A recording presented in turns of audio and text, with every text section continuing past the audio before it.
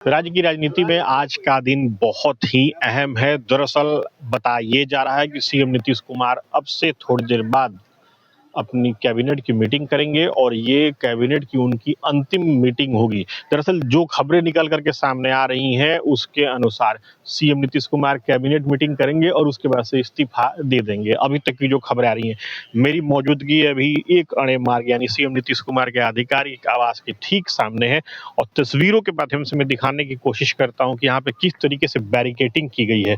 आप देख सकते हैं कि सुरक्षा के कितने तगड़े इंतजाम किए गए हैं और ये पूरी बैरिकेटिंग कर दी गई है। आप देख सकते हैं किस तरीके से बैरिकेटिंग की गई है। हालांकि यहाँ पे मीडिया का जमावड़ा हो चुका है, आम लोगों को आने की अनुमति नहीं है, लेकिन सुरक्षा व्यवस्था कितनी तगड़ी है वो इस तस्वीर के माध्यम से मैं दिखाने की कोशिश कर रहा हूँ। बड़ी संख्या में यहाँ पर पुलिस बल की तैनाती की गई है और सीएम आवास के से बाहर निकलने के बाद से ठीक दाहिने तरफ सचिवालय है, जहां पे सीएम आज संभवतः अपने कैबिनेट की अंतिम मीटिंग करेंगे और उसके ठीक अपोजिट बाएं तरफ राजभवन है यानी लोक भवन जिसे आप कहते हैं, और यहां पर सीएम जाकर के इस्तीफा दे सकते हैं। बताया ये जा रहा है कि अभी तक की जो जानकारी है उसके अनुसार कि सीएम का इस्तीफा कैबिनेट के तुरंत बाद हो सकता है। कुछ जानकारी ये भी आ रही है कि सीएम शाम तक इस्तीफा दे सकते हैं। बहरहाल सीएम कब इस्तीफा देंगे इस पर तो सबकी नजरें टिकी हुई हैं, लेकिन सबसे बड़ा सवाल ये है कि जब सीएम नीतीश कुमार अगर अपने पद से इस्तीफा देते हैं तो फिर उनका राजनीतिक वारिस कौन होगा। और जो खबरें निकल करके सामने आ रही है उसके अनुसार सीएम नीतीश कुमार के राजनीतिक वारिस के रूप में सम्राट चौधरी का नाम लगभग तय हो गया है।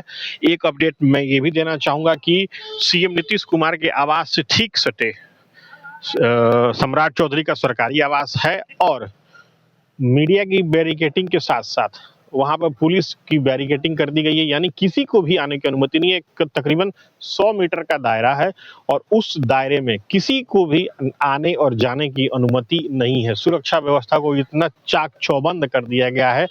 पटना पुलिस के जवान के साथ साथ कमांडो जो होते हैं वो भी लगाए गए हैं और किसी को भी आने जाने की अनुमति नहीं है।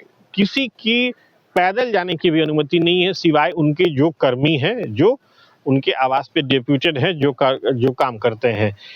नजरें इसी बात पर टिकी हुई हैं कि सीएम कैबिनेट अगर करते हैं तो उसके बाद से कब इस्तीफा देते हैं, जो खबरें अभी तक निकल करके सामने आ रही हैं।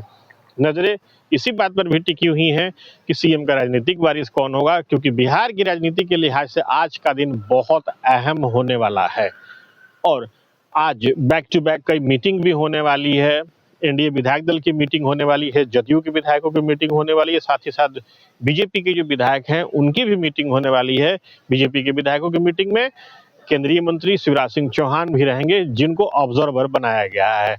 तो बिहार की राजनीति के लिहाज से अभी तक की जो सबसे बड़ी खबर वो यही है कि अब से कुछ ही देर बाद सीएम नीतीश कुमार का इस्तीफा हो सकता है। वो इस्तीफा कब तक होता है इसके लिए थोड़ा इंतजार करना पड़ेगा। Sujit Kumar, TV 9 digital, Patna.